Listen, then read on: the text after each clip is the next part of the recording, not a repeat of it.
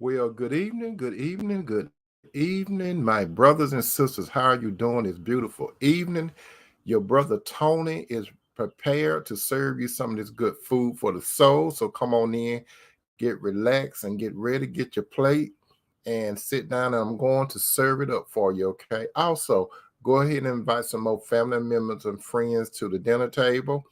And keep in mind, we may have some guests that may smell some of this good soul food, and out of curiosity, they may want to come and be a part of our discussion at the dinner table. So scoot down and give them, our guests, a place to sit so they can feel comfortable. Okay. Also, if this is your first time at the dinner table, allow me to introduce myself. My name is Tony M. Toomer, and I speak on relationships. I speak on relationships of that of a man and a woman that seeks to have a serious, committed, and covenant relationship. My position is the position of Genesis. When you look in the book of Genesis, God had a unique relationship with the man Adam, as well as the unique relationship with the woman Eve. God represented the woman to the man after he had taken a rib out of the man Adam, and he represented the woman Eve to him. And in the presence of God, Adam said, "Bone of my bone, flesh of my flesh. I should call a woman because she came from man." That's the position that I come from when it comes to relationship. Now, if you have another point of view of a relationship, God gave you a free will to exercise it as you think fit. But if you sit at the dinner table, I'm letting you know clearly my position is God position, and the background is in the book of Genesis. That's my position. But I encourage you to stay here and look at the menu that we're about to discuss, and sit down and um, get some of this good soul food in. How you doing, Sister Flo Harvey Moore? Welcome to the dinner table, and welcome you other brothers and sisters to the dinner table.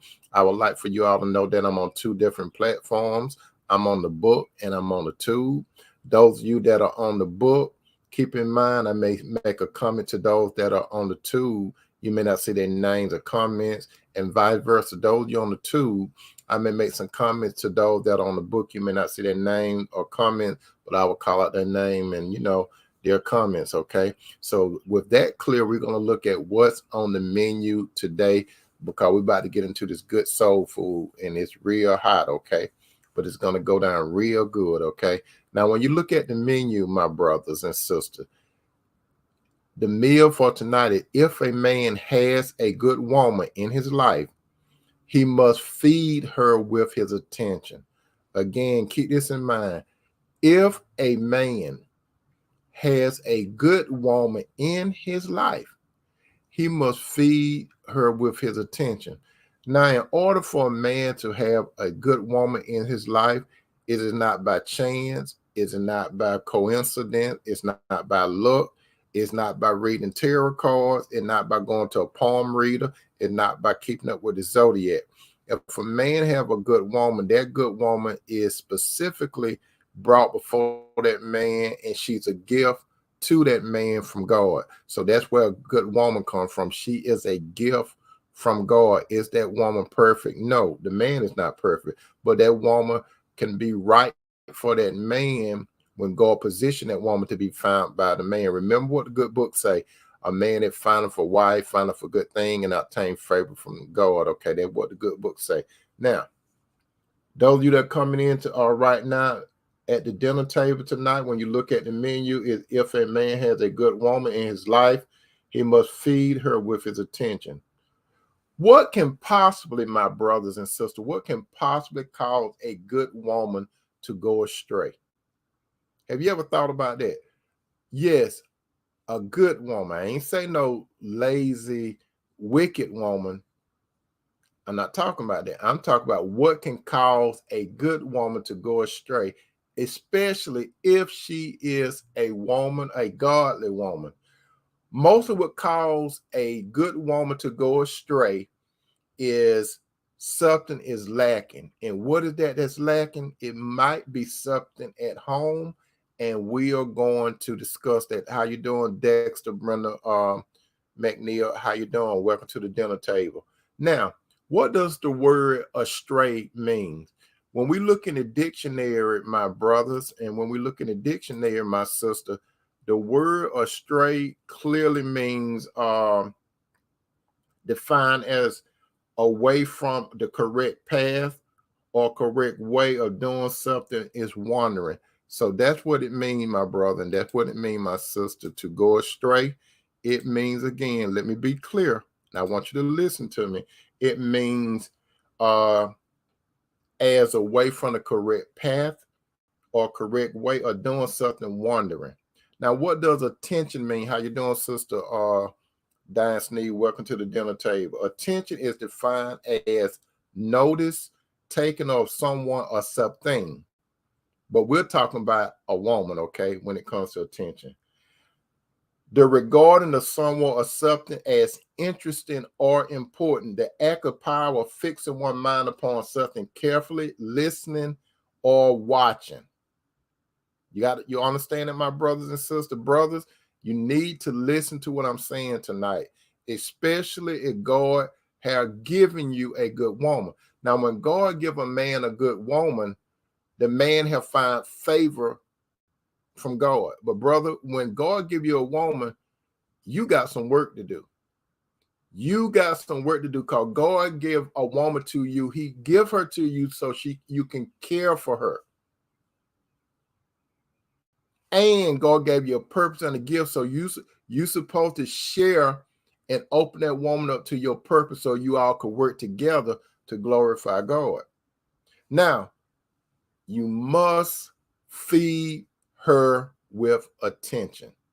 When it comes to, how you doing, Sister Cynthia Palm? Welcome to the dinner table. When it comes to having a strong, growing, and long-term relationship with the right woman now, it's a serious, important, and imperative, necessary thing, and it's a must that a man give her constant attention, and that constant attention is in all caps. Now, the question is, what happens when a good woman, not a bad woman, what happens when a good woman feels like, because we know women are emotional driven, what happens when she feels like there's a lack of attention coming from the man that she craves attention from? I'm going to answer that particular question shortly, okay? Now, there are two types of women. There are not no three. There's not three, brothers and sisters. There are not three types of women. It's only two types. And you all know I talk from a spiritual and physical side. And I also let you, brothers and sisters, know that the spiritual world overlaps the physical world. The physical world, we go by what? Sight, smell, taste, hear, and touch. Now, the spiritual world, it's a reality that is there, but we can't see it with our naked eyes. But you can experience the spiritual world, okay? You can experience. The spiritual world controls the physical world. So keep that in mind too. Now, why did I say that? Because there are two different types of women that have different types of desires, and they have two types of attention that they prefer. Okay, you got to understand. And these two type of women are the material woman, meaning worldly, and the godly woman, which is spiritual. But both women crave attention, but it's different types of attention. A godly man must use his God-given discernment to know the difference between the two type of women, because two type of women may come into your view, brothers. You could have a woman that come into your view from the adversary, which is Satan, or you could have a woman that come into your view from God, because Satan have some daughters that he can present to you too, okay? He sure can. So you got to understand, you got to be able to use your discernment, brother, because if you choose the wrong woman, if you would choose to give attention to the material woman, the worldly woman, you could end up bankrupt behind the eight ball. You could end up bankrupt spiritually and materially behind the eight ball. However, if you choose the godly woman, you can grow more and be more effective in your purpose that God gave to you. Now, the material woman, my brothers and sisters, or as Madonna would say, how you doing, Sister Michelle, Alexa Willer, or like she said, like King Solomon. That's right. You got to use that discernment, which is part of wisdom. Like Madonna used to say, you all remember that song that Madonna had out years ago? It was Material Girl. Have you all, it was a popular song. It even reached #1. Have you ever really listened to those lyrics? Well, yeah, listen and read the lyrics. What is Madonna talking about? In the lyrics, Madonna was talking about me, myself, and I. She wanted the material girl, per se, or the material woman. She want the finer things in life, the material thing. How does a man give a material woman attention? How does a man give a material woman attention? She is wrapped up. You got to listen to me, brother. She is wrapped up into things. That's why some of you, brother, you mess up when you deal with a material type woman. What do I mean? There are a lot of you brothers. How you doing, Sister Angela B? Welcome to the dinner table. There are a lot of you brothers. You feed the material woman with material things, primarily money and assets. These type of women, that's the type of attention they want you to give to them. They want you to shower them with material things that doesn't last long. No, let me tell you something, my brother. If you're dealing with a material worldly woman, she will never be satisfied. You can give her $1 billion. She's not going to be satisfied with $1 billion. That sounds like a lot of money, but she won't be satisfied with $1 billion. You could buy her a big mansion with 100+ rooms. She's not going to be happy with it. She's going to want a mansion eventually that got 200 rooms.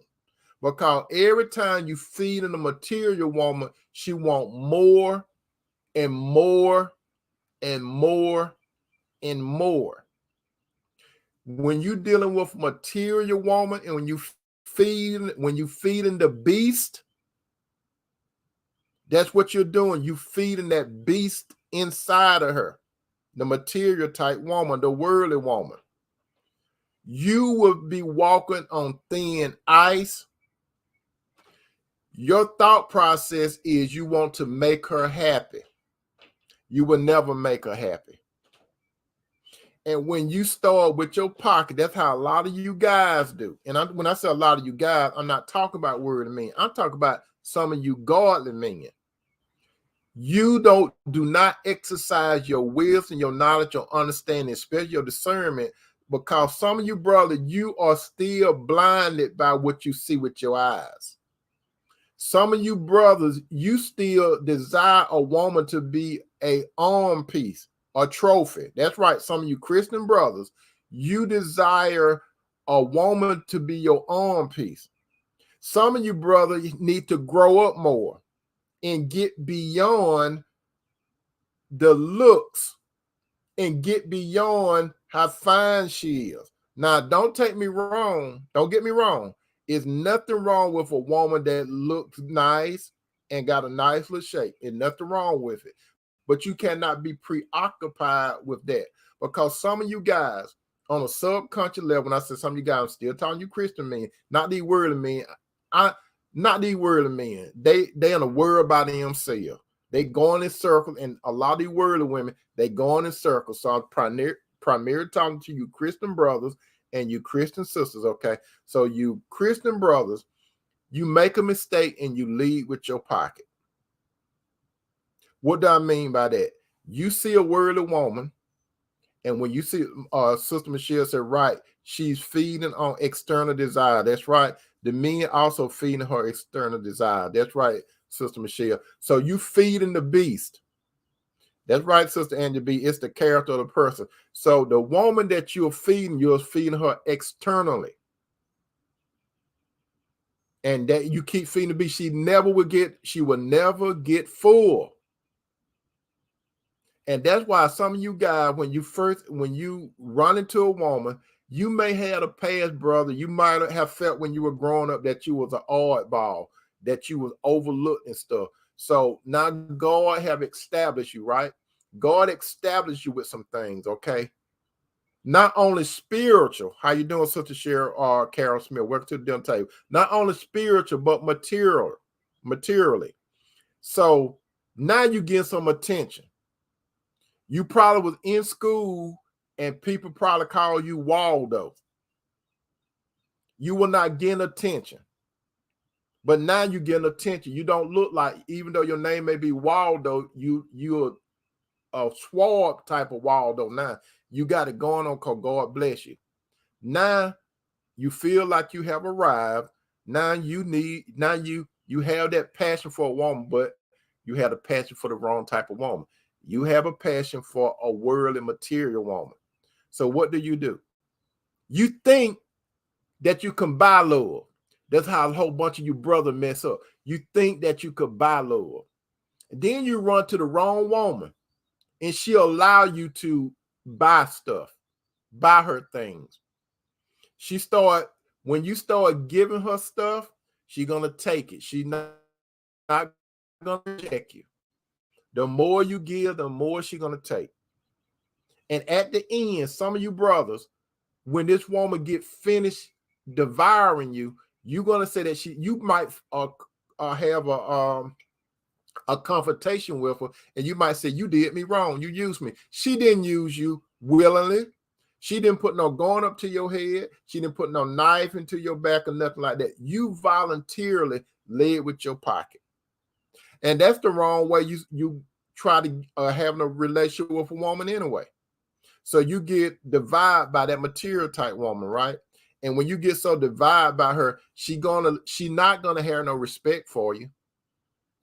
The only attention she wants from you is feed me things. That's the attention she wants. Feed me.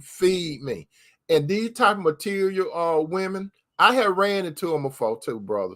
So I know what I'm talking about. And those you that about to run into them, I'm warning you, don't do it. The stove is hot. It may not have no pots or nothing on it, but the stove is hot. So, brothers, you see this woman, you go after, and every time, you know what? You can't do nothing without going into your pockets. If you want to go to her house, and I have said it before, if you want to go to her house, she wants you to stop by the store and get something. When you go to her house, she say, I'm hungry.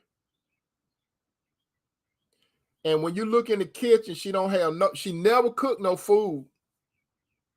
Because that might be one of the items that she asked you to stop by and get anyway. She never cooked food. She never do anything. But she looked good, right, brother? She looked good. Some nights you might want a quote unquote Nick flick and chill. Nope. You got to buy something. She don't want a Nick flick and chill. She want to go to the movie all the time. You said, let's look at a movie tonight. What theater we going to? What time you want me to get ready? Some of you brothers, you might even want to go on a little trip with a woman. Sleep in a different room. Now you sleep in a different room. You may want to go on a trip, right? She needs something new. All those clothes that you bought her that's in the closet that still got the tags on, she still needs something new. She always have something she needs from you. Most of the needs her want.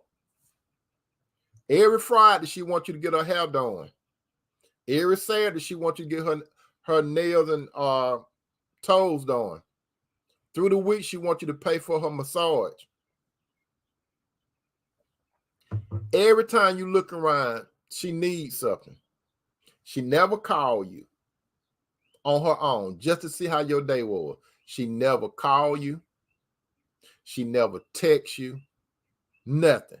You doing all the contact. You text her in the morning. She may respond. She may not. You call in the morning. She may respond. She may not. You call throughout the day. She may respond. She may not. But I'm going to tell you this. She see your phone call coming through. She see that text message that come through. You know that when she be around you, brother, that when people call her, how quick she could answer the phone. And she could get on the phone and talk to them for an hour, and you supposed to be having personal time with her, but she act like you're not even there. Have you ever been around her when she playing on her phone, playing little games and stuff on her phone or texting, and when you talk to her, she said, huh. You said, did you hear me? And she said, huh. She not even focused on you. You take her out to dinner, and when you take her out to dinner, she's seeing on one side, you seeing on the other side. When they bring the menu out, she get the high price food that there is. Even though you can afford it, she always want to get the best. When it come around to a special day like your birthday, she might forget your birthday. Or she's gonna ask you for some money. So she's gonna ask you for some money so she could buy you something for your birthday. When it comes to her birthday, you better do it right. Whatever you do is top of the line. Then when you get some sense in your head, you Christian brothers, then you want to pull back. But you had started feeding the beast, right? When you start feeding the beast, she don't want to go back. It's just like this. Listen to me carefully. It's like if you have a dog and you're supposed to feed the dog food, right? What happens when you start feeding the dog food from the table? What happened? I'm not calling the woman a dog, but what happens when you start feeding the dog food from the table? And then you turn around and want to start feeding the dog some more kibbles and bits.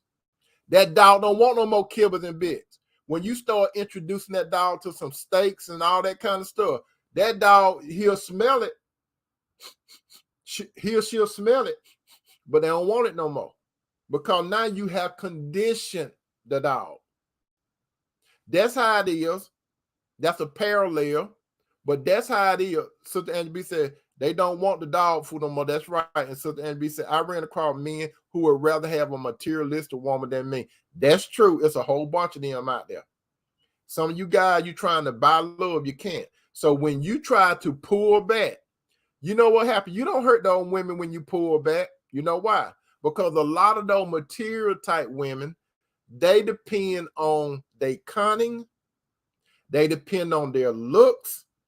They depend on their seduction, and they will monkey branch on you. And I explained to you what monkey branch mean last night, but I'll tell you all what monkey branch mean again if you're not familiar with that terminology. Monkey branching mean like if you see a monkey swinging from tree to tree, what a monkey would do, it will grab onto the other tree, right? But it's not going to let this one go unless it feels secure right here. And when it feels secure right here, it'll let that one go and keep swinging on. So this woman, she's going to monkey branch on you when you start pulling back or when you start questioning her about what she do with the money. And don't you know, some of you brothers, I'm talking to you, a lot of you single brothers right at this moment. Those of you, you're not engaged to the woman for one thing. You're not engaged to her. You say that she's your girlfriend, right? Or you say that she's your friend. So you treating her like she's your wife. She's not your wife. She look at you like you her husband, but you have to buy her. That's right, you buying her. Let me be real frank with you, brother. When you dealing with a material type woman and you giving her money and assets and everything, Do you know what you do you know what you really are? And do you know what she is? Do you really want me to tell you, brother, when you start giving that woman some money and material things? You see, a lot of you, I'm talking to you Christian brothers, some of you Christian brothers, okay, a lot of you think like this, like worldly men. You think if I give her something, she's going to give me some affection, right? And you all know what I'm talking about by affection. A lot of you Christian brothers, you doing the same thing these worldly men doing. You buying a woman, which means you are what? You a pimp. What make her, what is she? She's a prostitute. That what she is, brother. She's like a prostitute. Because anytime, if you don't believe me, look it up in the dictionary. What the meaning of a prostitute? Sister Angela B said, yes, that's right. I'm not material, but I've seen men and women do men like you are saying. The men end up broke, busted, and disgusted and bankrupt. Thank you. How you doing, brother? Jashawn Murphy. So, brother, let's make it clear. A prostitute does not necessarily have to be on Main Street listening to Bad Girls as you ride down the car like Donna Summer. You saying Bad Girl. You remember that song with Donna Summer had out a long time ago, Bad Girl? What you think she was talking about? That was about prostitutes. Bad Girl, that's what that meant. Brother, so when you give a woman money and material thing for more than likely physical affection, you're pimping, which means she's a prostitute. But they don't want to be called no prostitute. Because, see, in their minds, they think that a prostitute is a woman that work on the street and she verbally tell you how much she going to, what you have to pay her in order to get something out of her. But they prostitutes, they prostituting because they give you affection because you buying them stuff. You know what their philosophy is? No money, no honey. That's their philosophy.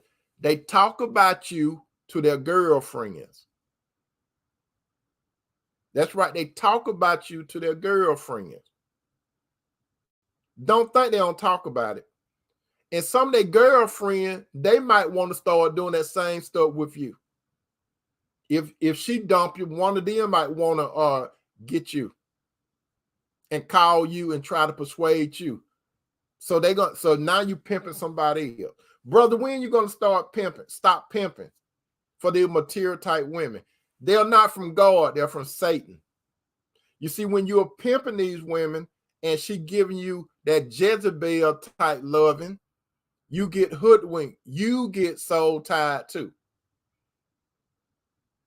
And you get to the point, you could get to a dangerous point, my brother, where if you find out that another man is going to her house or her apartment and you paying the bills, you want to go there and jump on the man.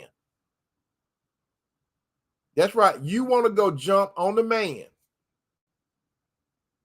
You see that man driving your car. You want to jump on the man.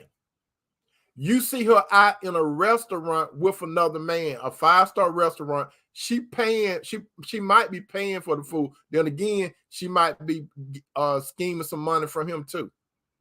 And you go in there and you get hurt all up in your feelings and you want to cause a scene and you get locked up. That's what happened when you show attention to a worldly type woman. Brother, don't you realize this? Sister Angela B said, my ex-husband 25 years ago left me for a woman who was materialistic and a Jezebel and had been given money from many millions. Amen. They out there. Sister Angela B know exactly what I'm talking about. Now, brothers, don't you realize this? That you or your wives, when you get married, you brothers, you got to understand that when you get married, now we're about to move into the good woman. Okay. When you get married, you got to realize that you like a shepherd to that woman, your wife. As it is written in Ephesians 5:25, Ephesians 5:25, Ephesians 5:25, it said, husband, love your wife just as Christ loved the church and gave himself up for her. Listen to it again. It say in Ephesians 5:25, it said, husband, love your wives just as Christ loved the church and gave himself up for her. So you just like a little shepherd. You got to, when you look at your wife, brother, you got to visualize her like a little sheep. You're not the shepherd. You like a little shepherd. And B said she left him broke and divorced. That's what they do, and be those women, when those bad women, those bad girls, when they drain you and everything, they will dump you. They will even marry you. And when they marry you, those worldly women, they want those real big weddings that cost $20,000 some dollars and up. They want the top of the line wedding gown. They want a big wedding. They want a whole train of their girlfriends that they used to be in the clubs with. And you're gonna see them, all those girls that what they hang in the club with, because more than likely you got a clubber that still like going to the club. And you probably met her in the club. I don't know why you were there, but you met her in the club and you asked her, did she want a drink? And you not only did you buy her a drink, you bought all her girlfriends a drink. You trying to impress somebody. Now you got married to her. And then she see that you got a whole bunch of money. Then she get pregnant on you. Purposely. She told you that she could not have no children, right? You asked her, why you ain't got no children? Do you ever want a children? Well, not really. Have you had experience with other men? Yes, I had experience with other men. I'm talking about, did you have physical experience with other men? Yes, I have. But I can't get pregnant because I'm this age now and I probably can't get pregnant. Well, are all your body part functioning? Yes, they all functioning. But I haven't got pregnant yet, so more than likely I ain't gonna get pregnant. So what you do? You believe that. Now you playing Russian roulette with that woman. She done gave you the figuratively going, and when you play Russian roulette, you have one bullet in there, and you spin the chamber, and you put it to your head and see what it go off. So she played Russian roulette with you, and you had that one bullet, and now you got Lil Junior. Y'all get married or whatever. She get tired of you. Now she want to divorce you. And you gave her access to all your bank accounts, the credit cards, and everything. She know everything about you. Then she go to a high-priced lawyer. And when she go to a high-priced lawyer, you paying the lawyer and everybody. And she drain you. And then not only that, she don't want you to see the child.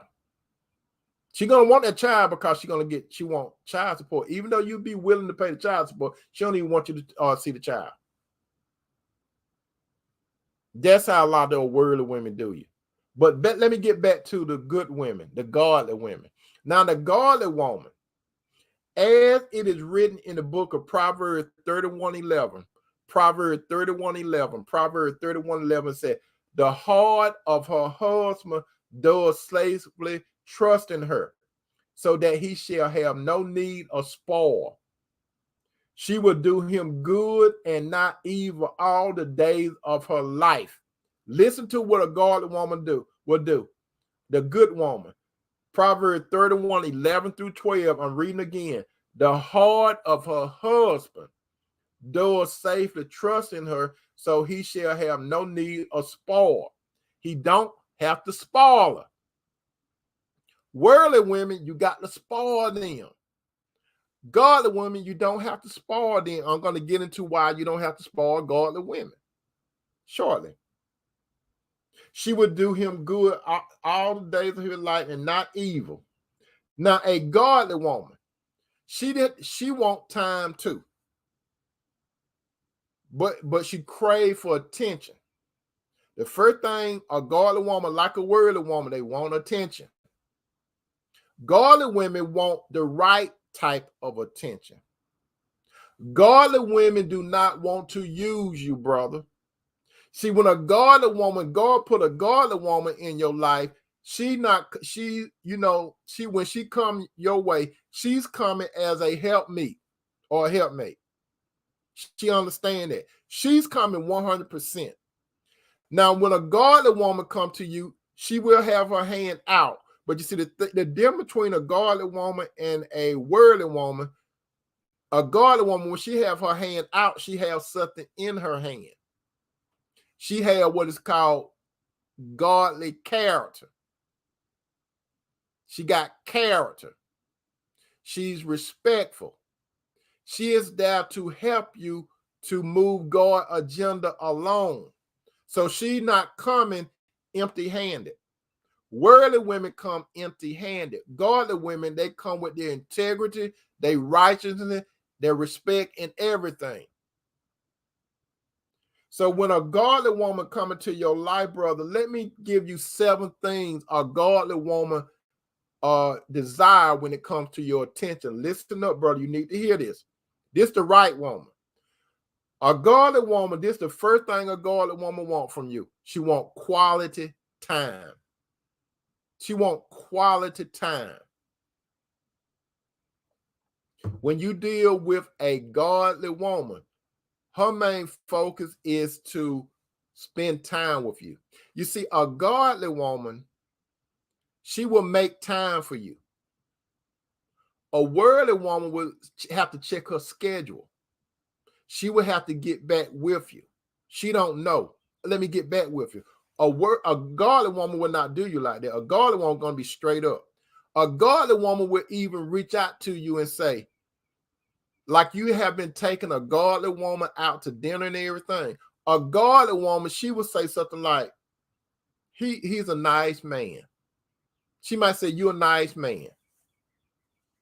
And then she will say, I'm going to do something nice for him. I'm going to invite him over, and I'm going to, since he's been good to me, I'm going to give him a fantastic meal. And she asks you to come over. She's going to cook a nice meal for you. Worldly women don't. They ain't finna cook nothing. You're going to take them out all the time.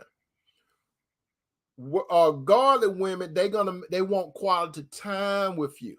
When they want quality time with you, if you say, okay, I want to spend some time with you, they may even rearrange their schedule with their girlfriend and stuff to be with you, especially if you're engaged to or moving toward getting married. Now, she's not going to blow her friends out completely. She'll just tell them, hey, plan change, and I'm going to do this with my man.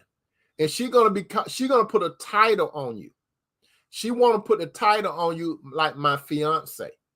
She don't want to tell her girlfriend my boo and all that kind of stuff, my boyfriend. Nope. She wants to be able to tell her girlfriend my fiance. Or she want to call you her husband. Not hubby. She want to call you her fiance or her. She want to spend time with you, quality time. Now, this is the type of woman that if you say, contrary to a worldly woman, no, worldly woman, they don't want to do the Netflix and chill. If you say, let's look at a movie, every time we got to go to the theater. But godly woman, she said, yeah, come over. What time you going to be over? She said, well, you know what? We can make this good. What I could do, we could have some popcorn and we could just chill. We could just sit there and look at the movie together. You see, a godly woman, she will sit there and enjoy your company. While you looking at the movie, you all have a nice romantic time together. Now, there's nothing wrong with you taking her out. Sometimes I know you're going to be taking her out, but they want quality time. They want time with you. They will put you in a situation where they don't care. Sometimes hanging with your friends, you understand? They don't mind that. They don't mind being coupled up. But a lot of time, my brothers, and a lot of time, my sisters, a godly woman, she want to spend a long time with you. You know why she want to spend a long time with you? So she can get to learn about you. She want to learn what your the good parts about you, not the so good parts about you.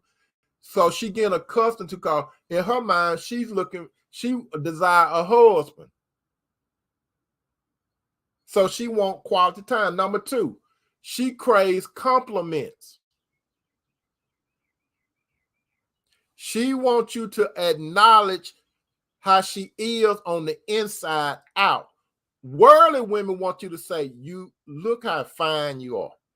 They don't even care about you. You're not saying nothing about their character. Godly women want you to say something like, you are a sweet woman.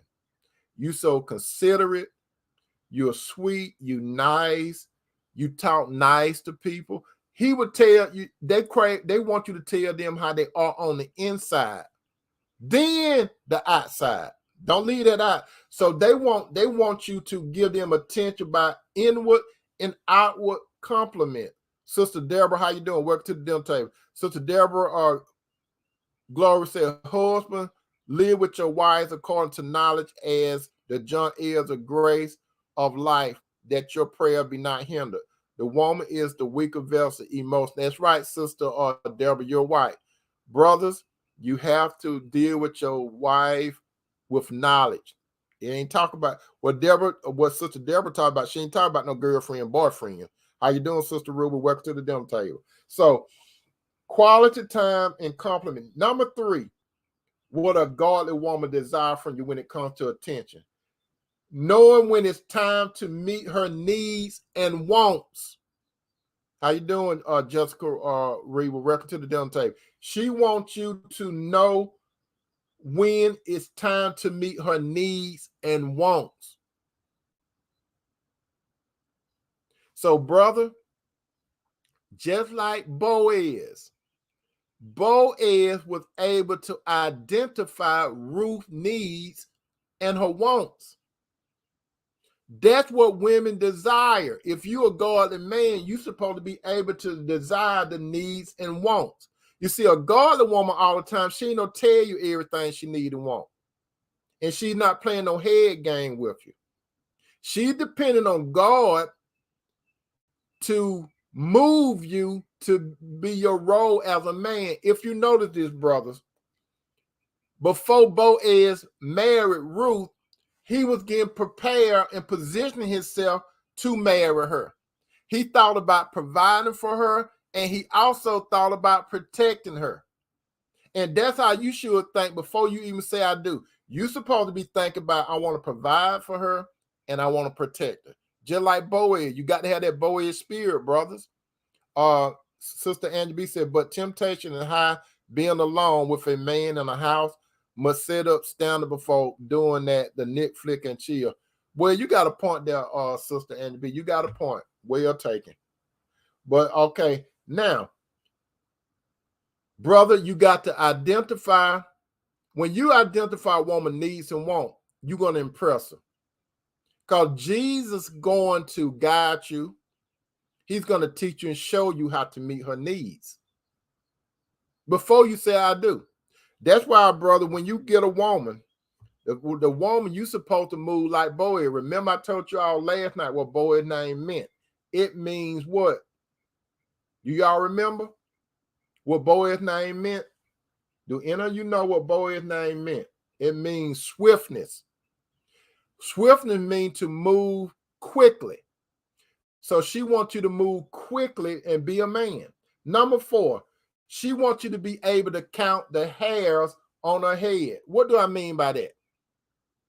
Do I mean that literally she wants you to get a comb and separate the hairs on her head and say, okay, 1, 2, 3, 4, 5. No, I'm not meaning that. She wants you to learn about what make her tick. How you doing, Sister Michelle Berry? Kind is A.B. Traction. That's right, Sister Angie B. Swiftness. She wants you to, when I said learn to, like the Lord, he know the hairs on our head. You supposed to be in the frame mind just like the Lord. Because remember what I said, brothers.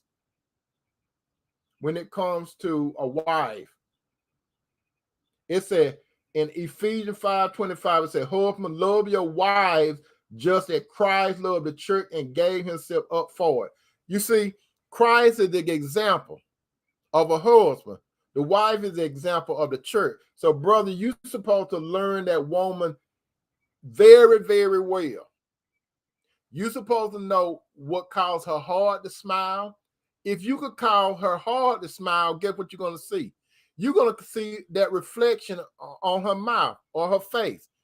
You see, when you are, that's what you're supposed to focus on, making her heart smile. And then when you make her heart smile, you're going to see it on her face. You all remember that song, it's written all over your face. You don't have to say a word. That's how you want to do it. And then what they say, written all over your face, then they say you smile, you smile. Who sung that song, you all? It's written all over your face. Somebody tell me who wrote that. But and you all heard it used to be on the radio a while back. Number 5, she desired for you to take her far, far away. What do I mean by that? I don't mean just to the local restaurant and all that. No, take her away. Take her away. You don't have to tell her everywhere you're going. You just, what you need to do, you need to say, hey, we about to go. She naturally, she's going to say, where we going? You just tell her what she needs. Say, you need to pack this. And we on our way. Let me tell you all what I used to do with Cinderella. In the early, that's Cinderella for you all that don't know Cinderella. What I used to do with Cinderella a long time ago, I used to tell her, I was trying to get her feel, right? So I would tell her, okay, we're going to this restaurant and we're going to do this. So it got to the point, so I was drawing her in. How you doing, Sister Brenda? Welcome to the dinner table. Okay, thank you, Sister Palm. That was Levert. It's written all over your face. That's right, that's right. Jessica Reba, how you doing? I love impromptu outing. That's right. So this is what I did. This is what I started. I do this to Cinderella today. I say, let's go. She don't even ask. She really don't ask me where we're going no more. She just wait for me to say what does she need to do. Because what I started doing, I would put her in the car and we'll be riding. So I started playing mind games with her in a nice way. Now, I would go somewhere and she think we're going to a certain location, right? So I would act like I'm going to this location and then I turn like that and it threw her off because she was trying to get down my pattern and behavior, right? So I was shaking it up thing and it was just fun. You understand, my brother? So when I mean taking far away, some of you brothers, you need to take the woman out of her elements. When I say out of her elements, if you ain't got that much money, save some money. Put some money to a side so you could take her somewhere. When I said take her somewhere, take her beyond somewhere. Now, take her to Rome. You know, somewhere, take her to Rome. I'm not talking about Rome, Georgia, some of you people in Georgia. I ain't talking about Rome, Georgia, but take her somewhere. Take her somewhere. It ain't got to be overseas. Just take her from out her normal elements. You see, when you take her somewhere out of her normal elements, brother, you showing her attention. Okay? So when you and her are traveling together, you are bonding together. You understand? You're bonding. And that bonding part it's not where you reach, it's the journey going with her, brother. You got to understand. You have to make the best out of the journey. Before you get to your destination, it got to be what's going on in the journey. Sister Michelle said Rome, Georgia. That's right, sister, Rome, Georgia. So when I hey, Michelle, when I say Rome, you know, some people say, ooh, he talk about over there by Italy and stuff like that. Now, you got some brother, they might say some stuff like that. You want to go to Rome? And then the lady, she'll be telling her girlfriend, I'm about to go to Rome. I'm about to go to Rome. Then her girlfriend said, when, child? I ain't never been to Rome. Let me know when you go to Rome. So the brother, he picked her up and he started riding. And she wondering, we ain't went to the airport yet. When we gonna go to the airport? Don't we need to get on a ship? He said, we almost there. We almost there. And then you see that big sign, Rome, welcome to Rome, Georgia. Let me get on with my story. But anyway, take her far, far away. She will appreciate it because you're giving her attention. Number 6, listen to her. You're giving her your attention. Listen to her. Thank you, Michelle. Listen to her. What do I mean by that? You see, some of you guys, when you listen to the woman, you be listening to solve a problem. Every time you listen to her, it's not to solve a problem. A lot of times they don't want you to solve a problem. A lot of times they just want you to listen. And then if you just listen, a lot of time at the end they'll say, thank you for listening. They don't want you to fix nothing. You'll know when to fix something, but a lot of times they just want to listen. So, brother, do you hear her, or are you listening to her? You got to understand. You see, when you hear, it's kind of like those vibrations going into your ear, the vibration, right? But when you listening, you are focused on the words that are coming from her mouth, which rooted in her mind and in her heart. So when you listen to your woman, brother, you don't listen to her with your ears. You listen to your woman with your heart. You understand that, brother? Listen to her with your heart. Now, some people say, I thought the ears, you listen with your ears. You hear with your ears. You listen with your heart, because you see, she is what? She's emotional. You, brother, are more likely analytical. She's emotional. So when you listen to her, that's why you need Jesus not only to save you, but when you deal with a woman, especially a woman that he sent to you. You see, when Jesus brings a woman to you, he already know all about her. Jesus got the blueprint to her. Jesus created her. Jesus got the blueprint to the woman. Jesus got the instructions to her. That's why you got to pray to the Lord and you got to read the Bible so you can get this thing down, brother. Michelle said, do you have eyes to see and ears to hear? Amen. Listening and hearing are two different things. Amen, Michelle. So, brother, listen with your heart. You see, when you listen to a woman, you have to listen in an empathetic way. You got to listen to her. And when you listening to her, especially if you're in her presence, brother, listen, look at her. If you're in her presence, look at her while she's talking. Like for example, if this is how I try to listen to Cinderella. Listen to this. Like it's Cinderella on the phone, right? She's on the phone. I'm on the phone. She could be talking. And then she'll say, Tony, Tony, Tony. And you know what I tell her? I say, I'm listening, baby. She said, oh. You see, a lot of women, they're not accustomed to a man listening to them. They're accustomed to a man hearing them and cutting them off and coming up with a solution. But you listen. When you listen, you see, when it comes to communications, brothers, it's two ways. It's verbal and non-verbal. That's why when you in the presence of a woman, to get her full meaning, that's why I say you have to look at her. When you get her full meaning, listen to her voice, because you see her voice is going to go up and down in pitches, right?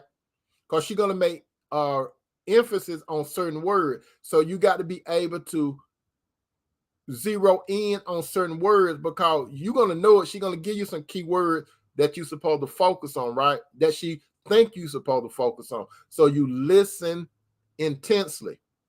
And while she's talking, observe her body language, because you got verbal communication and you got non-verbal communication. Listen to her words, because that comes from her mind and her heart. And also watch how she expresses. Watch how she uses her hands, her body, and everything, so you can get a full meaning of how she's expressing herself.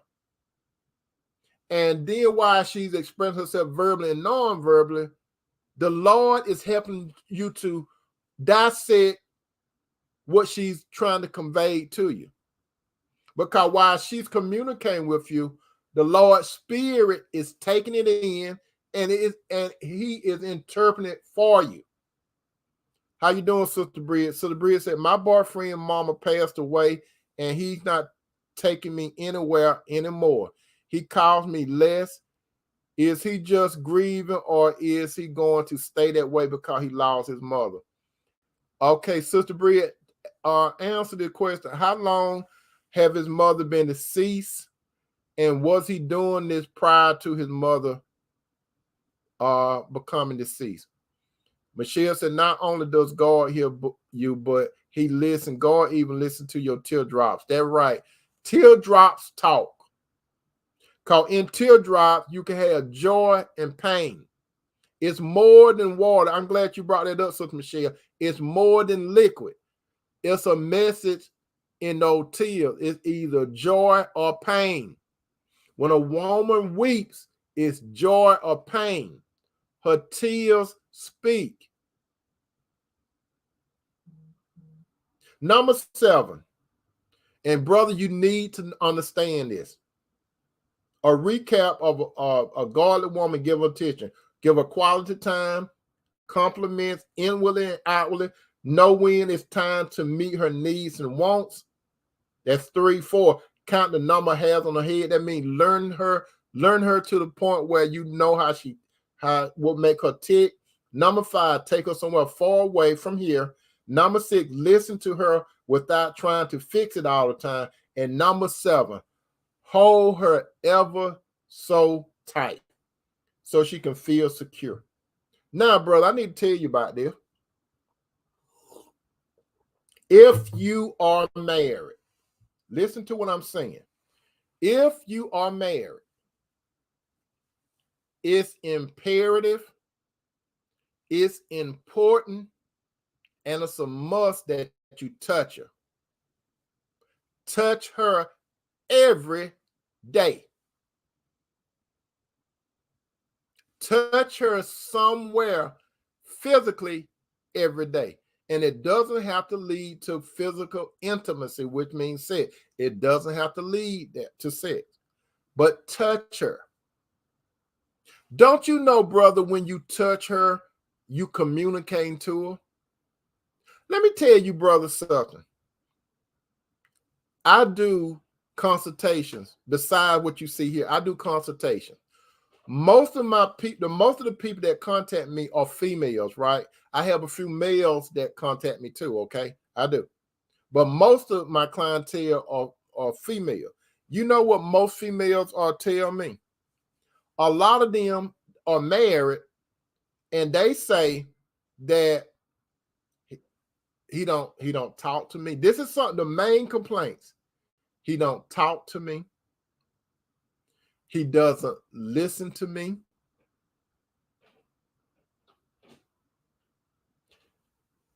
He won't touch me. Listen to that. He won't talk to me. Let me back up. They said he won't talk to me.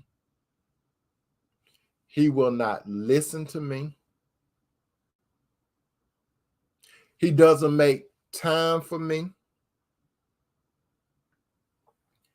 And he won't touch me. Now, let me tell you some of the stuff that I hear more and more, brother. This is going to blow some of you brothers away. Let me tell you what I hear more and more. A lot of women that call me and we talk, one of their biggest things, okay, they work around the talk and all that kind of stuff. They say that the man won't touch them.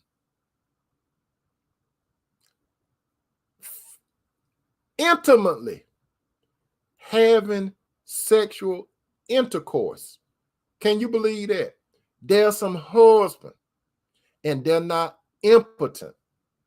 They won't touch their wives.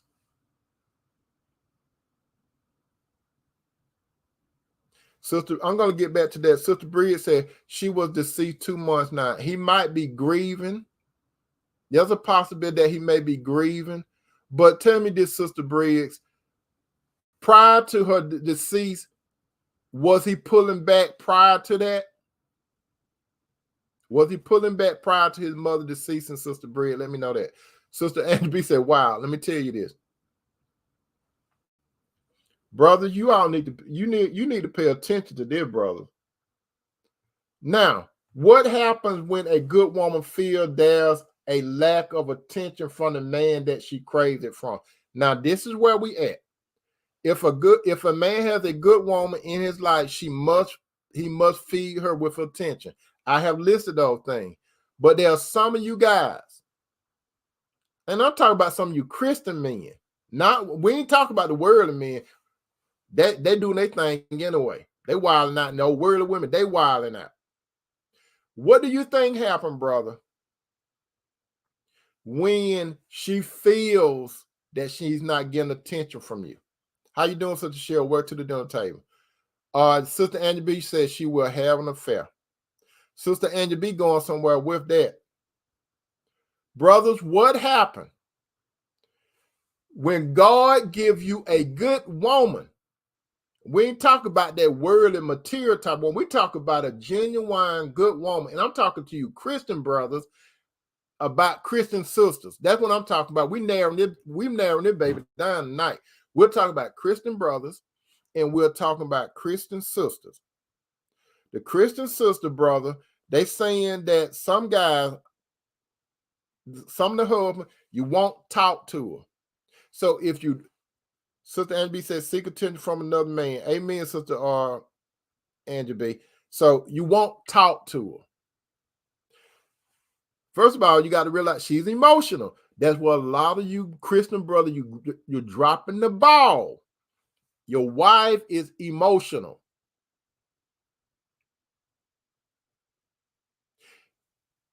When you first met her, remember what you used to do?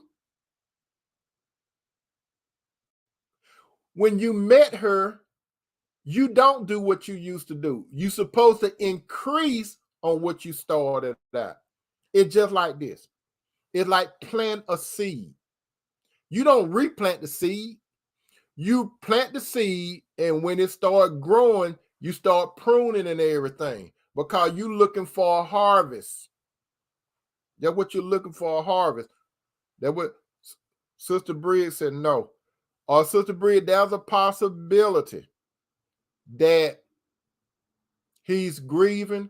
But what you need to do, Sister Briggs, you need to say, we need to talk. That's what you need to say. We need to talk face to face. And don't talk to him about over the phone, Sister Briggs. Don't do it over the phone. Don't do no texting. You need a face-to-face talk. You need to tell him what you just told me, face-to-face, and see what the problem is. Because he know what's going on with him.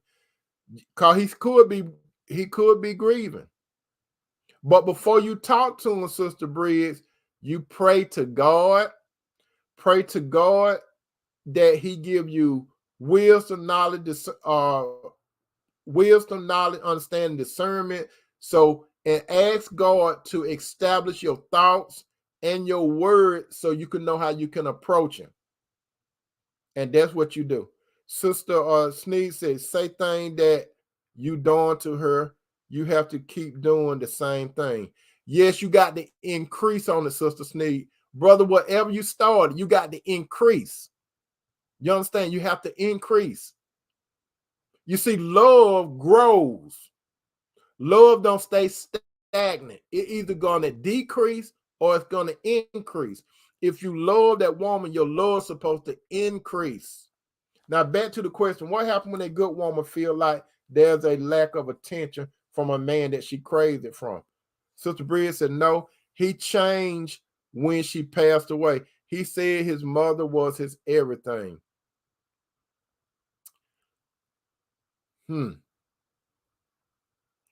Now, let me say something to you, my brother and sister. Sister Bria brought up a good point. He said he changed when she passed away. He said that his mother was his everything.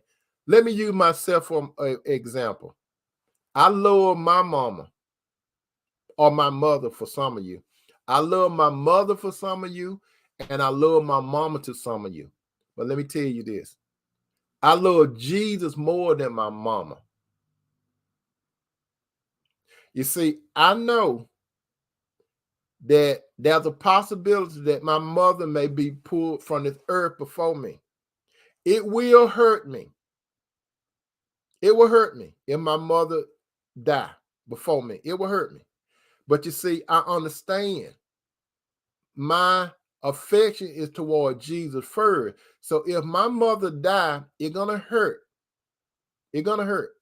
I done had a father to die, and I love my father, and it hurt. It still hurt. But the Lord will give you the ability to handle that kind of stuff.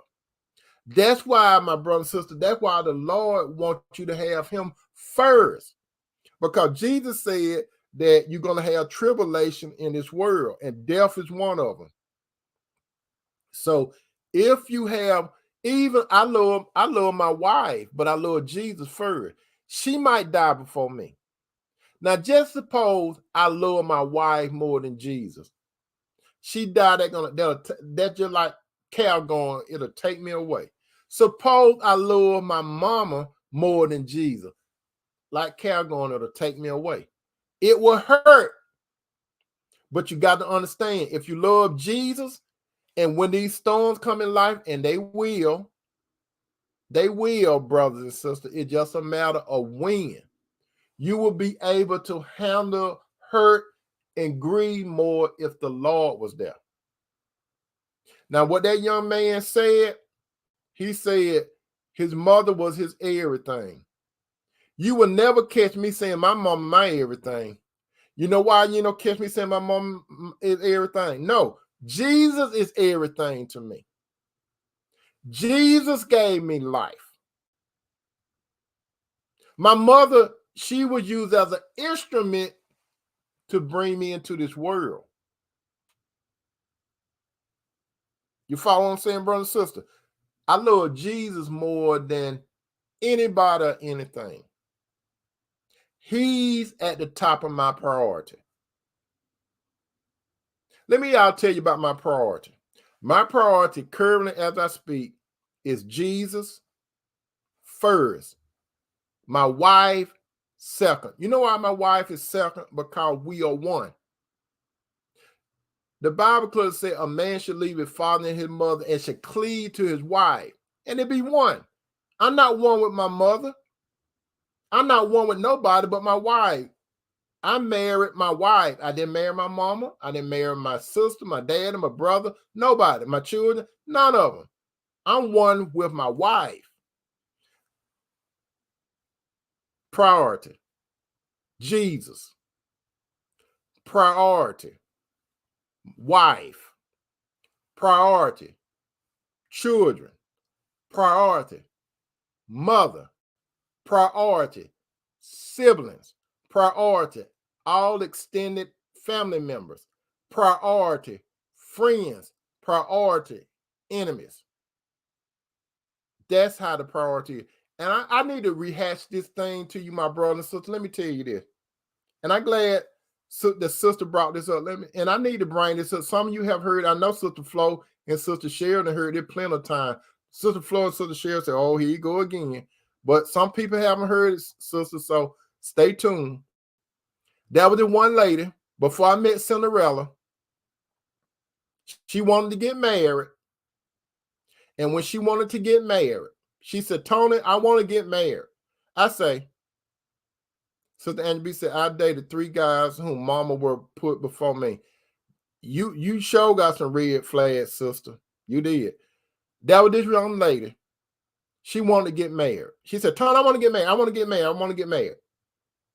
So I said, okay, I want you to write on a sheet of paper, as if we were married, the 5 most important things in your life if we get married. I said, do you understand the question?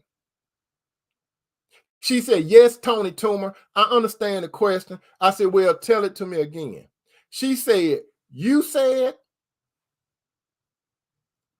write on a piece of paper, as if we was married, the 5 most important things in my life. And I said, I'll call you back. And I called her back. I think I said I'll call you back in about an hour, but I called her back in about an hour and 30 minutes, something like that. I gave her extra time. So I called her back and I said, I'm not saying you stupid. I'm not saying you crazy. I said,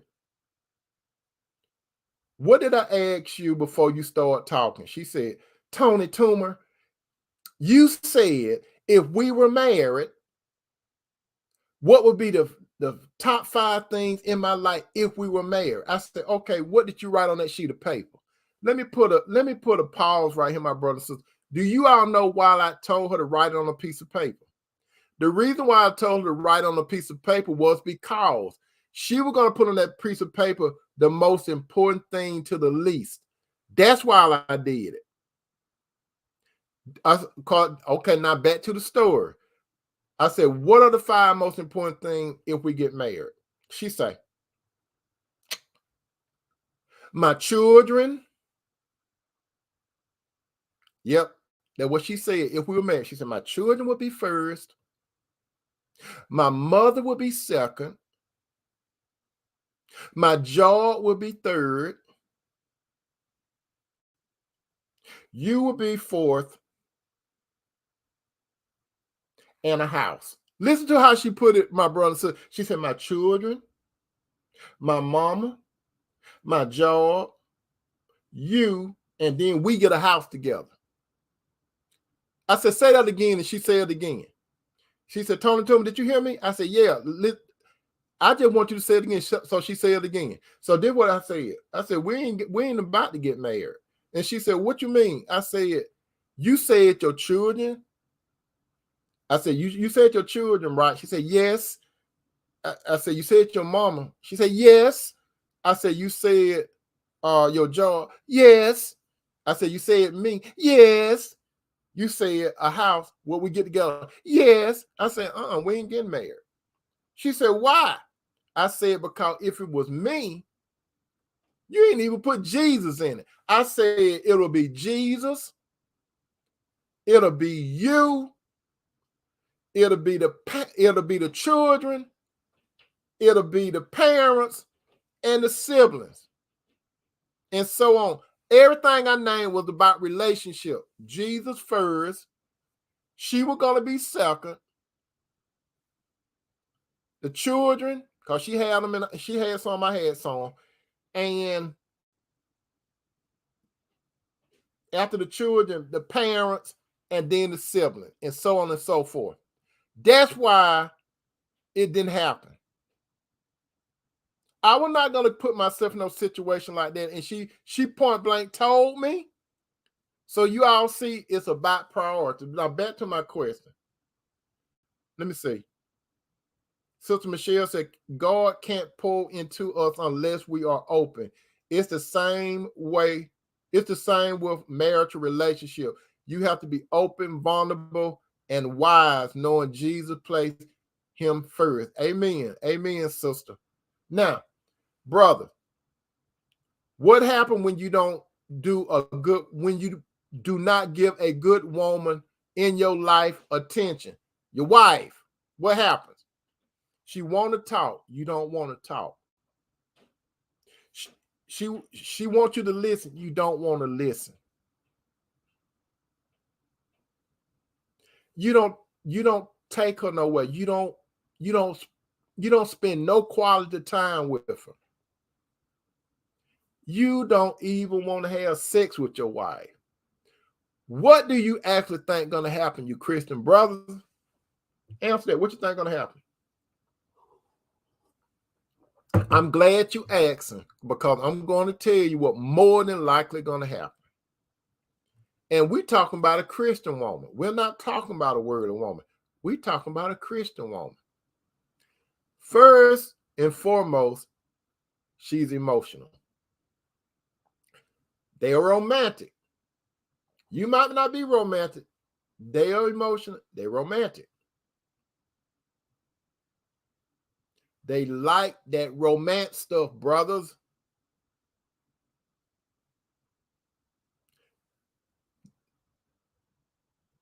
She go to work. A man on her. She probably didn't even say nothing to you about it. That man been trying to talk to her for months and years.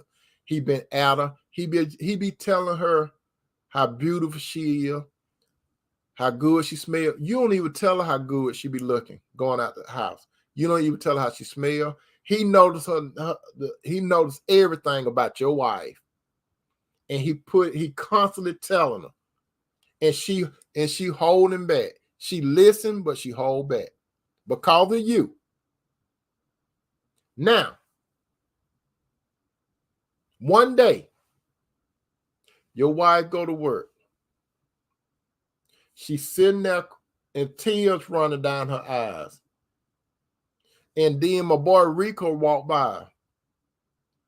And Rico noticed she ain't smiling like she used to. Rico said, "What's wrong?" "I really don't want to talk about it." So Rico keep coming back. Days go by. And then she finally say, let me tell you what is she going to be doing. If she got some girlfriend or somebody close to her, she going to be telling them anyway, because she's looking for comfort. But you see, her girlfriends cannot give her the comfort of a man.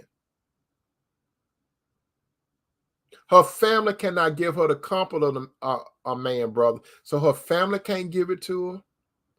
Her girlfriend can't give it to her. She missing a man. She have a desire for a man, which is you, Christian brother. So you don't want to talk to her. You don't want to listen to her. You don't make no time for her. You don't take her nowhere. You don't make no compliment. You don't give her no compliment. You don't do nothing. Nothing. You tell her, "I'm going on a guy's trip. I'm out. Peace. Weekend. Holidays. Y'all used to be together." She can go to her family house or whatever. Y'all, I'll see y'all when you get back. A lot of stuff y'all used to do together, you don't do it no more. Now, that craving is coming up. Yes, she got Jesus in her life. Yes, she got Jesus. But you got to understand this. She got Jesus, but you see, she got the flesh too. So she's a spiritual being, but she battling with the flesh 24/7, 7 days a week. Every man and every woman, you battling against the spirit and the flesh. Okay? Yes, she got Jesus in her life, but guess what? She have the ability to fall. And what you doing, you're opening the door to Satan, especially when they get to that physical part, because Paul talked about it. Let me tell you what Paul said. Yeah, that's right, Sister Anya, ladies in entertainment. Let me tell you what Paul said. It was an issue going on in the church of Corinth where some spouses, they was playing that physical game. Paul had to write this down. It ain't nothing new on the sun, my brother and sister. Paul had to write this down. Paul had to tell the men, your body is not your body. He had to tell the women, your body is not your body. You understand? Why did Paul have to get elementary with them? Because the Spirit of God had to address some things. Paul said, your body, brother, is not your body. It's your wife's. Sister, your body is not your body. So don't be talking about you got no headache.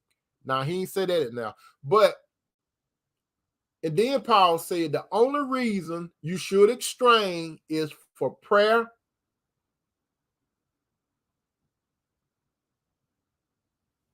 And don't wait a long period of time, because Paul said that Satan will tempt you for your inconsistencies.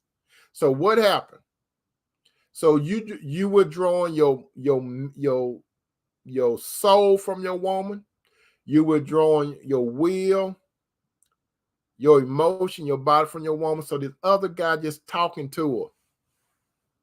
And then she don't see nothing. Then she say, okay, I could go to lunch with you. I can meet you for dinner. We could walk around the track field. What gym do you go to? I can meet you at the gym. She give him her phone number. She ain't used to do it. Now she give him a phone number, because now she feeling like somebody listening to her. It ain't just somebody, it's a man. A man showing me attention. So, brother, you must realize this. She's a good woman, but good women fall. Now, some good women, they do it on purpose. But I'm talking about the good women that you contribute. You didn't make her do it, but you contribute to it, okay? By denying her stuff, okay? You denying her being a husband on all fronts. I'm talking about these particular type of good women. So she get with this man. And let me tell you what more than likely going to happen. Just like Angie B said. Angie B called it in its simplest form. Angie B said affairs. Let me tell you what it is. I'm going to tell you in the real raw term. It's adultery. More than likely, brothers, Christian brothers, if you have a good woman and you deny her attention and another man or men feeding her, more than likely, your wife going to end up with another man. I'm warning you. I'm warning some of you, brother, if you're listening to me now and you denying your woman attention, your wife is going, more than likely, she's going to end up in a position of adultery. Because guess what? She missed you listening to her, the other man pretending he listening. She missed the conversation y'all have. This other man have a conversation at Starbucks and all that kind of stuff. They walking together in the park. They working out together. And she opening up. She telling him everything that you don't do and you do, brother. That's what your wife doing. Because she needs to talk to someone besides her girlfriend and her mama, her relative. She talking to a man.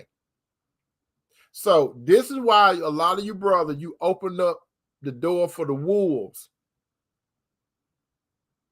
And the dangerous thing about these wolves, your wife may interpret all that attention as love.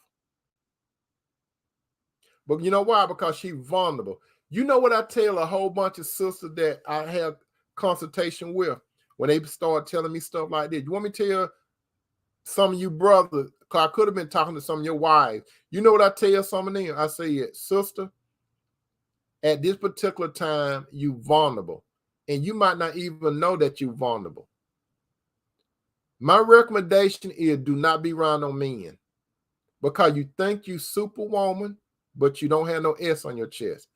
Even superwoman have weaknesses. What is superwoman weakness? Like Superman, kryptonite. Your wife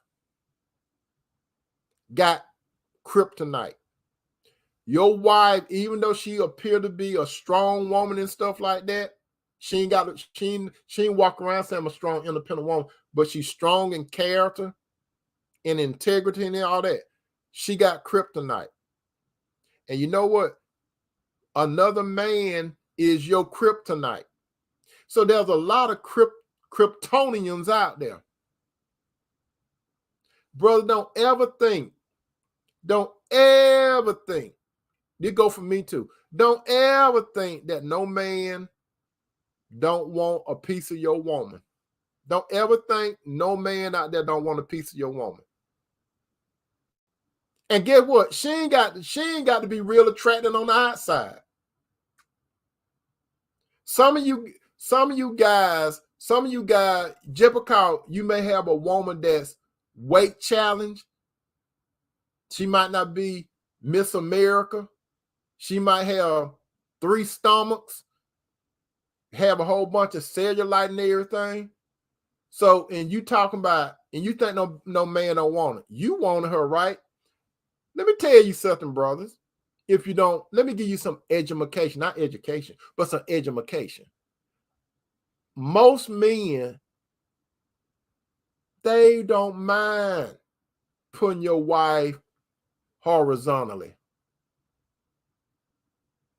A lot of guys don't care about how women look. A lot of guys care what she got.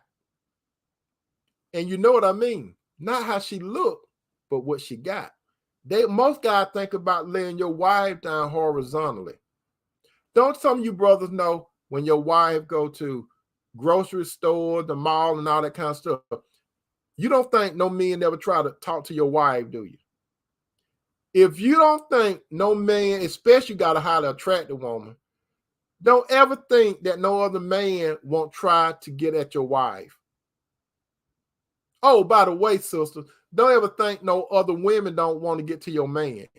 I had to throw that in free of charge, okay? Throw that in free of charge. But your wife go to the grocery store, there may be some guys trying to talk to your wife. Your wife stopped by the gas station, there may be some guy trying to. Your wife wherever your wife at and wherever men's at, somebody gonna try to talk to your wife. If there's some men's around, they gonna try it. Because you see, most men, they don't really want no relationship with no woman. They just want the horizontal action. But you see, the confusing part is if your woman get horizontal with this man, she vulnerable at that time. And when she's vulnerable, she may take that vulnerability as love, and the man was just lusting after her, and then she get entangled with this Kryptonian, and she thinks she in love with another man, but the man really don't love her. He gonna use her. And let me tell you what your wife gonna do, brother. If you got a good wife, let me tell you the steps your wife gonna go through. Let me tell you. Thank you, Sister Jessica. Let me tell you what your wife gonna do. This is what your wife gonna do.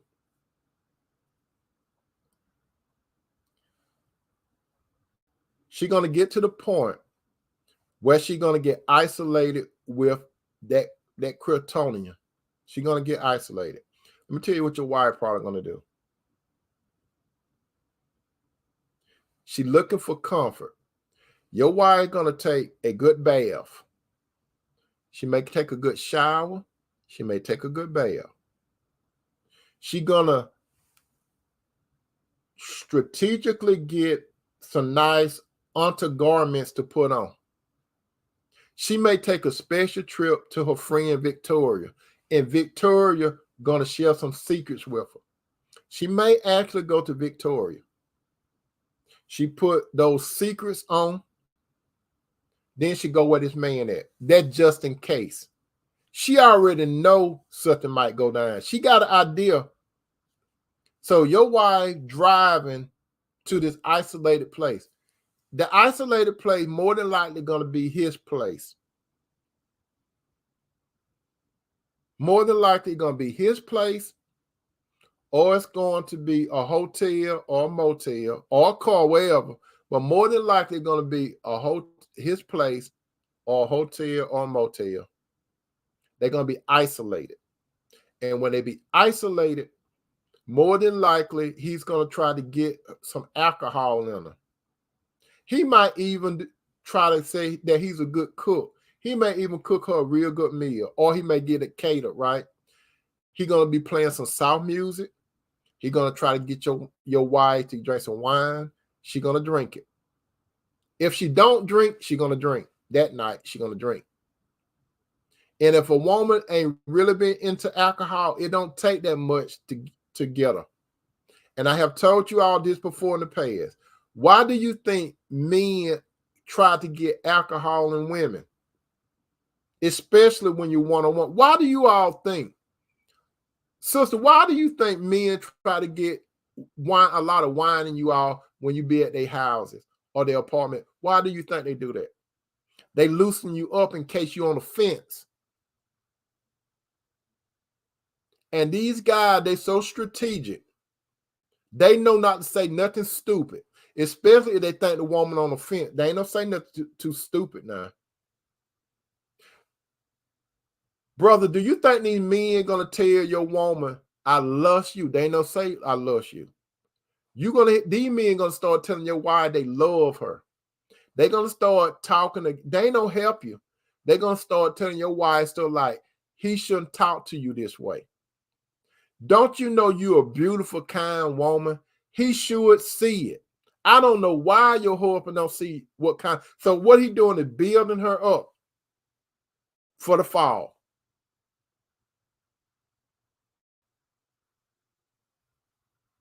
And she gonna tell him, your wife gonna tell him everything about you, especially the thing that you don't do. And all he doing, he not even gonna charge her no money for consultation. He not gonna charge you. He gonna charge, but he gonna get a pay out of it. And you know what your wife gonna do, brother? She gonna get horizontal on it. That's how she gonna pay him. She gonna get horizontal. And let me tell you something, what a whole bunch of you brothers don't want to hear tonight. You know what your wife gonna do? When this man get horizontal with your wife, she ain't no even think about no protection. She gonna do it raw. Can you imagine that, brother? It's bad if the man have protection. That's bad in itself. But just think about it. A man gonna be going raw up in your woman. You remember what you and your woman used to do? That man gonna be doing to your wife what you and her used to do. And you want me to tell you what your wife gonna do? Because she's still so in love with you. She gonna be hurt. She may be crying while she doing it. She may be crying and hurt while she doing it. Tears may be going down her eyes. And the man that's doing his mister on your wife, he gonna think she crying tears of joy. But it's tears of regret, confusion, and hurt. She probably gonna feel regretful that she put herself in that situation. She's gonna get up out of the bed or the sofa, wherever they did it at. She's gonna go in the bathroom. She's gonna sit on the toilet and replay what she just did with that other man, your wife. Then it's gonna be time for her to go home. She may call her girlfriends on the way and let them know what happened, one of them. And then she's gonna get home, she's gonna see you. She ain't gonna tell you what just happened. You know your wife that left and her hair was together and everything and all that. She went over to that man's house, her hair got all messed up and everything. But now the way she left your house, she coming back looking that same way. You won't even notice. You in there looking at the football game, she take another bath or a shower. You don't even notice none of that stuff. She gonna be taking a bath or a shower because she gonna be feeling dirty. But she already have taken a bath or a shower, wash out at that other man's house. She already done that, right? But it's her conscience that bothering her. And she tell herself, this is what your wife gonna tell herself, I'm not gonna do that no more. I'm not gonna do it no more. But if you still don't talk to her, if you still don't listen to her, if you still running with your boys and doing the same thing, she's gonna go to his house and apartment again. And she's gonna keep doing it and doing it and doing it and doing it. And she ain't gonna feel guilty about it no more. Then you're gonna get to a point where she don't even talk to you about what you do and don't do. And you're gonna be thinking, she ain't nagging no more. Because you see, you used to call it nagging. It wasn't nagging. Because let me tell you something about good women. Good women, they go ahead, in the early part, they will go ahead and tell you there's a problem. That's what most good women do. They'll say there's a problem. And when she tells you there's a problem, she's trying to get clarity and she's trying to fix it. That's what she's trying to do. Sister Angie B said, most men don't want a woman back that had an affair, but most women take men back after they had an affair. A double standard. I didn't through with my ex-husband. I didn't though with my ex-husband and formed soul tie. That's right, Sister Angie B. So your woman will get to the point, just like Angie B said, she's going to get soul tied to that other man. And you know what's going to happen, brother? You're going to notice, you think it's nagging. Sister Jessica said, put the light on it, Brother Tony. Thank you, sister. You're going to think it's nagging, but it's not nagging.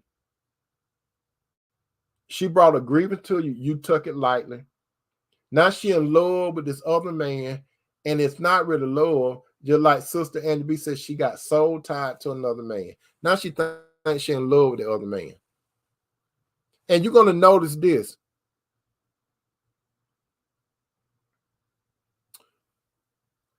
You may want to be intimate with her. She don't want you to touch it. You know why your wife don't want you to touch it? Because in her mind, she belongs to another man, even though she married to you. She gonna feel like I'm married, I'm that other man's. And if she does be physical with you, brother, you're gonna notice she ain't giving you like she used to give it to you. She gonna go through the motion. Your wife gonna go through the motion. And you know, some of those wives, they so smart. You know what she's gonna do? Your wife, let me tell you, that's why you need to understand it, brother. This is what your wife gonna do. She don't want to be physical with you no more anyway, because she in love with that other man. She's soul tied to him. This is what your wife gonna do. Out of duty, she gonna start looking at it. It's a duty. So when she said, "He my husband, so I got to go ahead and do it." So what she gonna do when you penetrate her body? She's gonna manipulate her vagina walls to clutch down on you to make you go ahead and release yourself. She's gonna do that to you because she want it over with.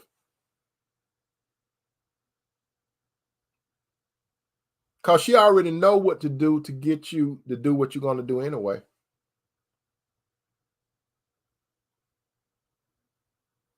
And you're gonna know it, brother, that she don't want you. You're gonna start feeling it's something missing. Yeah, it's something missing because she's giving her best to another man. So I'm telling you now, brothers, listen to me. If you have a good woman in your life, how you doing, Sister Pamela Simmer? Welcome to the dinner table. If you have a good woman in your life, you must, it's imperative, it's important that you feed her with your attention. You got to feed her constantly. You got to feed her consistently with attention. Don't get married if you can't give her attention. You got to take her seriously. That right, Sister Angie, better treat a good woman right. You got to take her seriously because a good woman will more than likely fall. And they more than likely will fall for another man. As a matter of fact, my wife and I, before I present this to you, brothers and sisters, my wife and I, we talked about it. And she even said it too, because I asked, I said, Cinderella, what do you think most good women would do if her husband don't give her attention? You know what Cinderella said? More than likely, they're going to get it from another man. That's what my wife told me. She said more than likely, when I presented that hypothesis to her, she said more than likely that woman, if she lacking attention from her husband and he start giving it to her, she's going to get it from somewhere. That's what Cinderella told me, because we talked about it. And I'm telling you, I got it from one. Cinderella wasn't the only one that I talked to them about. I asked some more sisters about it, and they concur with my wife.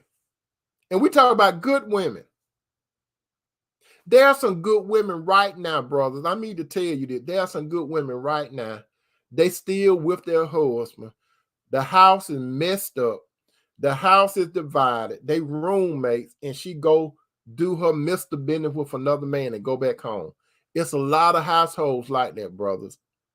Hopefully your household not like that. Hopefully your household will not get like that. So I'm telling you, brother, listen to me, you Christian brother. If God brought you a good wife, you are no exception to the rule. I'm no exception to the rule. You must feed her with attention. When you get a wife, you got to give her attention. You have no off days when you have a wife, brother. And sister, you have no off days when you have a husband. You ain't got no off day. But brothers, the reason why I'm coming down on you like this is because you supposed to be the leader and guide. You supposed to be the leader of the home. Don't you know, brother, that God hold you more responsible for the home than he does your wife and your children? Just look at the account in Eden. God held Adam more accountable than Eve. God told Adam everything about that tree. And Adam, more than likely, he told Eve. But God went to Adam. God asked Adam this question. No, he didn't ask Adam the question. He made a statement. He said, because you listen to your wife.